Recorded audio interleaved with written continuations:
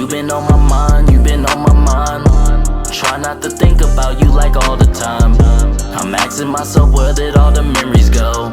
It's hard to be myself ever since you been gone. As I'm chilling at this party, I realize I don't even wanna be here. I'd rather be alone with you, and this liquor make it hard to see it clear. Always wondering if I'm good enough, but you make me feel like I am. I've been stressed a lot, but I make it out, and that's just the person I am. Yeah.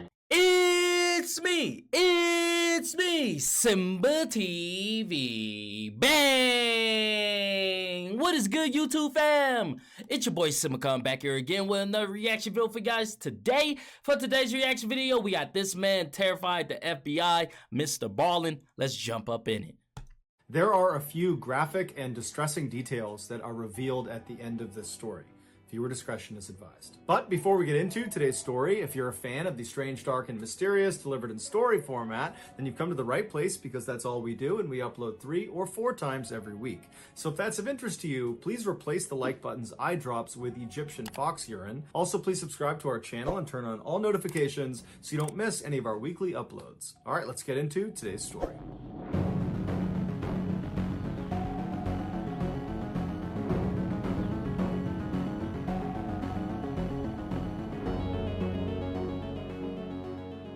On the morning of February 2nd, 2012, a young man pulled off a 4-lane highway in Anchorage, Alaska, into a large, snowy parking lot. He passed by dozens of parked cars until he arrived in front of this small shack that was brightly teal-colored. It was a popular coffee shop called the Common Grounds, and this young man worked as a barista there. After he parked his car, he walked up to the white door employee entrance to this little building, and he got his key out and he went to unlock the door, but when he turned the key, he saw the door was already unlocked. He knew the girl who had worked the previous night and would have been responsible for locking the shop up. She was 18-year-old Samantha Koenig, and although she had only been on the job for about a month, she seemed very responsible and had never had any issues closing up before. The young man shrugged it off though. He figured people make mistakes, and he went inside. Right away, he noticed that a couple of things just seemed out of place. It was like Samantha must have just left in the middle of her shift without even attempting to clean up. There were napkins on the ground, there were towels out, there were cups still out. And so as this young man is walking over to the cash register to unlock it, he's running through scenarios in his head about how Samantha could have been so sloppy. And then he reached down with his register key, and just like the door, the cash register was already unlocked. When he pulled the tray out, all the money was gone. And that's when he knew they had been robbed. And so he called his boss. The night before, Samantha had asked her boyfriend, Dwayne, to pick her up after her shift at the Common Grounds. Dwayne arrived in front of the kiosk at about 8:30 p.m., which was 30 minutes after her shift should have been over. Dwayne had gotten held up at his job, which is why he was late. And so when he gets there, Dwayne looks around the parking lot and he doesn't see Samantha anywhere. He sees the coffee shop itself is totally dark and looks like it's been closed up for the night. And so Dwayne gets out of his truck into the freezing cold night air, and he walked up to the window of this coffee shop and he pressed his face up to the glass to look inside, but there was nobody in there. Dwayne automatically went back to the fight he had gotten into with Samantha earlier in the night via text message. She had accused him of cheating on her. He had been kind of nonchalant, like he didn't care about it, and what ensued was a really ugly fight. And so as Dwayne is walking back to his truck, he's thinking to himself, maybe Samantha just didn't want to see him because of the fight, and so at the end of her shift, she got a ride home from her father, or maybe from a friend, and that's why she's not here. And so Dwayne gets back inside of his truck, and he sends a text message to Samantha asking if she's okay, if she's gotten home, but after several minutes of no response from her, Dwayne, even though they were fighting, he still cares an awful lot about his girlfriend. He decides, I gotta go by her house and make sure she's there and that she's okay. And so a couple minutes later, he gets to her house, he goes up to the door, and her single father, James, answers the door. Dwayne explains that he didn't see Samantha after her shift and just wanted to make sure she was here, but James says, she's not here. I have no idea where she is. I haven't spoken to her.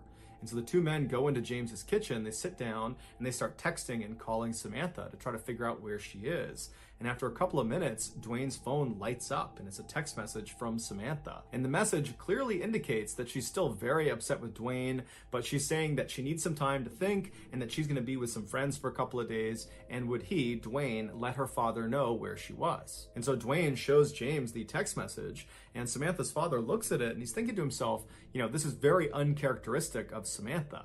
He had raised Samantha since she was 2 years old, and they were very close. They shared everything with each other. It didn't make any sense that she wouldn't contact him directly to say that she was going to be out with friends for a couple of days. And it didn't make sense that she would ignore all of his phone calls and text messages when clearly he was worried about her. The two men stayed up super late, calling and texting, hoping to get more information from Samantha, but she never responded, she never texted back. And so the following morning, when neither man had gotten any more messages from Samantha, James went to the Anchorage Police Department and filed a missing person report for his only daughter. After receiving this missing person report, an officer with the Anchorage Police Department called the owner of the Common Grounds coffee shop to ask about Samantha. And the owner actually said they just got a call from their barista that was working at the kiosk that morning, and they had informed them that apparently there had been a robbery and no one can get in touch with Samantha. No one knows where she is. The owner told the police officer that as soon as she got her hands on the security footage from the night before, she would send it over to the police department. While the police waited for this footage, some officers began calling Samantha's friends and other family members to see if they knew where she was, but no one had heard from her and no one knew where she was. No one had any information. Some other police officers headed over to the Common Grounds coffee kiosk to get a look at it for themselves. And when they got there, there was no sign of a struggle outside or inside the kiosk. And inside, underneath the counter, was a panic button that had not been pressed. And so even though Samantha's father thought there was something odd about her final text message, I mean, that is the odd. Police began operating under the theory that Samantha had robbed the kiosk and then left of her own accord. But what confounded police was how Samantha actually physically got away from the coffee shop. She didn't have a car that night, and she couldn't have just walked away because the weather was way too miserable and cold outside, and Anchorage is just not really a walkable city. And so if Samantha was telling the truth, that she was just taking a couple of days to be by herself with some friends at their place, then why didn't any of her friends know where she was? This question was answered later that day when the owner of the coffee shop made the security footage available. The footage, which has no audio, picks up around 8 p.m. on February 1st, 2012, which was the night Samantha went missing. It shows Samantha inside of the kiosk. She's working alone, she's cheerful, and she's busy. And then at some point, someone that we can't see, they're outside of the camera's range, comes up to the window and orders a drink. Samantha clearly turns to them, acknowledges their drink order, and turns and begins making this drink. And then after she's done making it, she turns to give it to this person, and immediately Samantha steps back and puts her arms up. And then seconds later, she reaches over and turns off the lights inside of the kiosk, and then she gets down on her knees with her back to the window. She stays in that position, not talking, not moving, for about a minute before she slowly stands up and walks down the kiosk towards the cash register. She opens it up, she scoops some money out of it, and then she walks back to the window and appears to hand it to a shadowy figure on the other side of the window. And then Samantha turns, kneels again with her back to the window. 2 more minutes go by before this person outside the window leans their entire upper body inside of the coffee shop. They reach down and they appear to tie Samantha's hands. Now, because it was dark inside of the kiosk, the footage winds up being extremely grainy, and there's no way to identify who this figure is. Although it's fairly obvious that it's a male. He's wearing a big sweatshirt and he's got a hat pulled down low over his face. After this mystery man is done tying Samantha's hands, he leaps through the window and then shuts the window behind him. And then he stands Samantha up, he puts a gun into her back, and then he marches her out the employee door and then out across the lot, all the way to a white pickup truck where he puts her inside and they drive off. Wow. Over the next couple of days, the police and also the FBI, who had been called in to be a part of this investigation, they just kept hitting dead end after dead end because there was no evidence. All they had was this surveillance footage that was too grainy to tell who this guy was that took Samantha. Meanwhile, Samantha's father, James, had rallied the support of nearly all 300,000 people that lived in Anchorage to go out and look for his daughter. His efforts were so profound, it had attracted major news outlets across the country, and suddenly his daughter's story had grabbed national headlines everywhere. This led to strangers donating thousands of dollars to fund a reward for anybody that had information about Samantha's whereabouts. But despite this reward growing in size every single day, and the national news media becoming increasingly more interested in this case, no one came forward with useful information that led to developments in this case. Wow. And Samantha never got in touch with Dwayne or her father. Then on February 24th, so 3 weeks after Samantha's gone missing and no Holy one's heard from fuck, her, man. That's Dwayne got a terrifying. text message from Samantha's phone. And it was directing him to a particular sign inside of a nearby public park. And so Dwayne and James read this text, they shared it with the police department.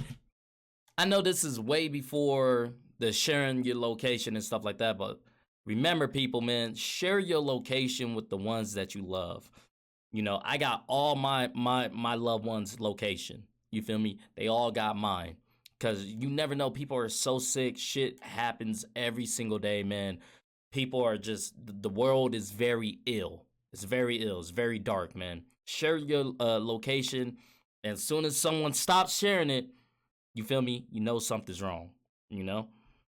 And then they raced to this park and actually beat the police there by about 15 minutes. And so Dwayne and James, they walk through the gates and they start walking down this main trail and they stop in front of this sign. It was actually a bulletin board, and tacked on the bulletin board was a Ziploc bag inside of which was a typed ransom note. And on the ransom note, literally Xeroxed onto it, was a black and white photo of Samantha. And in this photo, Samantha looks kind of dazed, like she's got a blank expression, and she's not really looking at the camera. She's looking just to the side of the camera. And then in this picture, a man is holding a copy of the Anchorage Daily News newspaper that's dated February 13th, 2012. This was a proof of life photo where Samantha's captor was holding up that newspaper to indicate that Samantha was alive as of February 13th.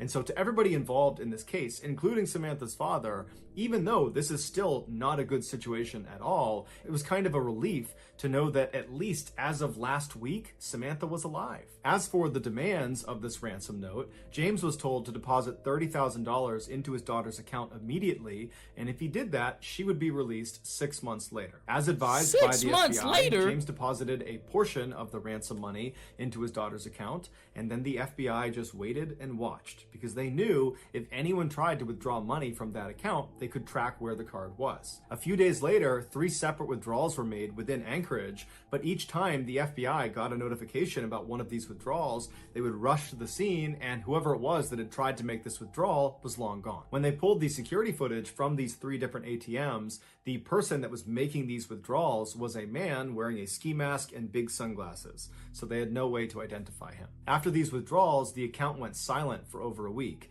and in that time, there was no word from Samantha. Then on March 7th, more withdrawals were made, but they were in Arizona, and then New Mexico, and then in Texas. Again, authorities would rush to these ATMs, but they would get there right after the masked man with sunglasses had just left. But there was a break this time. In one of these surveillance videos from one of the Texas ATMs, they spotted the car this guy was getting into before he left. And it was a small sedan, it was a white Ford Focus, and they saw him leave going east on a Texas highway. And so authorities in Texas were told to look out for this particular car in this part of Texas. And sure enough, on March 13th, a Texas patrolman spotted the car sitting in a hotel parking lot. He waited nearby until a man in his 30s walked out of one of the hotel rooms, walked down, and got inside the car, and then this patrolman just kind of followed him and looked for any reason to pull him over. And as he had his radar gun on this guy, he noticed he was going 2 miles per hour above the speed limit, and so he pulled him over. The patrolman got out, he walked up to the driver's side window, the window was already down, the man was very calm. The patrolman asked him for his license, and the guy handed him an Alaskan license. His name was Israel Keys, he was 34 years old, and he lived in Anchorage. The patrolman knew this was the guy. Oh, yeah, he called for in sure. backup, and before long they were searching Keys' car, and in the trunk they found a ski mask along with other clothes that matched the description of the guy who was making withdrawals from these different ATMs. They also found a gun, as well as Samantha's cell phone and debit card. After Keys was arrested and was brought into custody, he denied having any involvement with Samantha's disappearance. But after being presented with the overwhelming evidence that suggested otherwise, he caved and said yes, he would tell them the full story of what happened to Samantha, but they had to get him an Americano coffee, a peanut butter Snickers, and a cigar. Once he had said items, he began to speak. And what he said was so disturbing and so graphic, the FBI still has not released the full transcript of his confession. Here is the version of events based on what was made public. On February 1st, 2012, Keys decided he was going to rob the Common Grounds coffee kiosk. He walked up to the window expecting there to be some teenager working inside, and he was right. It was Samantha. He asked her for an Americano, and while she turned to make his drink, suddenly his plan changed. Not only was he going to steal money from inside of this coffee shop, he decided he was going to steal Samantha from this coffee shop. When she turned back with his drink and handed it to him, he discreetly pulled his gun out and aimed it at her and told her this was a robbery. That's when she backed up and put her hands up, and then she turned around, he tied her hands, he jumped back inside, and then he said after he shut the window, he jammed napkins inside of her mouth so she couldn't make any sound, and then he marched her out the door, outside, into his car, and they took off. Once they were in the vehicle, he pulled the napkins out of her mouth, and he told her if she tried to escape or if she tried to flag anybody down, that he would just kill her. And so he said she was very obedient, she was obviously very scared, but she was trying to do her best to stay composed. At some point, Keys reached over and took her phone and sent that text message to her boyfriend informing him that she was going to be spending a couple of days with friends and that he should tell her father. And then Keys told Samantha he was going to be holding her hostage and trying to extract some ransom money. Samantha told Keys that her family was very poor and that he wouldn't get much money out of them. To which Keys said, "Don't worry about it. I know they'll raise money and they'll come up with it somehow." Then they drove around Anchorage for several hours, periodically stopping so Samantha could get out and relieve herself, other times so Keys could smoke a cigar. Then around midnight, Keys made his way back to his house and he pulled into the driveway and he turned to Samantha and he had her go in the back seat and lie down. Then he put some tarps over her and he told her if she tried to escape, he would kill her. And then Keys got out and he walked inside of his house where his 10-year-old daughter and his girlfriend were fast asleep. You kidnapping people and robbing people, right? And taking them back to your house with a girl and a daughter? Wow. That is sick. That's really sick, man. And in just a few hours, Keys and his daughter were scheduled to go to New Orleans for a 2-week-long luxury cruise. Keys left his house and went back to his car. He put a blindfold on Samantha and then led her down the driveway to his shed. Once inside, he sat her down on an upturned bucket in the back of the shed, and then he put a rope around her neck and he anchored each end of the rope to the wall so she was pinned to the wall. Then Keys turned his radio all the way up to make sure it masked any noise she might make, even though he reminded her repeatedly that if she made any noise, he would just kill her, and by and large, she was very obedient. And then he gave her a couple of cigarettes to smoke and told her it was going to be just fine, to just chill out, that he was going to get the ransom money from their family, and then as soon as that was done, he would let her go. He turned on some space heaters to keep the space warm, and then he left and locked the door. He walked back into his house and double-checked that his daughter and his girlfriend were still asleep. They were. Afterwards, he started drinking some wine and relaxing, and then after a little while, he got a cup of water and he went back out to the shed. He went inside and he gave the water to Samantha, and he said Samantha was very composed. She was obviously frightened, but she asked him, "Did you speak to my father? Did you figure out the ransom situation?" And Keys told her that, "Yes, I talked to your father. Everything's working out fine. He's going to raise the money. We're going to get you out of here. Everything's going exactly to plan." After that, he walked up to Samantha and he unscrewed the 2 anchors that were holding that rope up against her throat, and then he cut the zip ties on her wrist, allowing her to relax and sit forward and just kind of be at ease for a second. And it was very obvious that Samantha was relieved. Her nightmare was about to be over. But then seconds later, Keys grabbed her really aggressively and tied her up all over again, this time much more thoroughly and much more tightly. It had been a cruel trick. When he cut her handcuffs and undid her necktie, he just wanted to see what she would do if she thought she was being let go. When in reality, he was never going to let her go. There was no ransom. He had not spoken to her father. It was all a big lie. Keys told investigators that as he was tying her up for that second time, he looked at her face, and she had this look of total resignation. He said she knew what was about to happen to her. After Keys tied her up, he left the shed and locked it behind him. He went inside to check one more time to make sure his 10-year-old daughter and his girlfriend were still asleep. When they were, he went back to the shed, he opened it up, he went inside, and this time when he stepped inside, it smelled like urine and sweat, and he looked down at Samantha and she was terrified. He walked up to her and he began to assault her, and then after he was done, he was standing over her getting his clothes back on, and Samantha very stoically looks up at him and says, "Are you going to kill me?" And he says, "Yes, I am." As he put on his leather gloves, she tried to talk him out of it, but he said there was no other way. Keys would tell investigators that he was very impressed with Samantha's bravery. Shortly before 4 a.m., Keys drove a knife into Samantha's back before choking her until she stopped moving. He told investigators that she never made a sound. After she was dead, Keys left the shed and locked it behind him. He went into his house, he took a shower. Afterwards, he woke up his daughter and told her to start getting ready because they were leaving soon for the airport. While his daughter was getting ready, Keys went back out to the shed, he went inside, he rolled Samantha's body up in a tarp and pushed her towards the back. He unplugged the space heaters, turned off the lights, turned off the music, and then double locked the shed and went back inside the house to make his daughter breakfast. At 5 a.m., a cab showed up at the house, and Keyes and his daughter hopped inside, and they made their way to the airport and then on to... That makes my blood boil. People like that should not reproduce, man. You're doing this to this innocent young girl. Why you have a innocent young girl? And there's no telling if or what he has done to his daughter. If he's doing this shit to...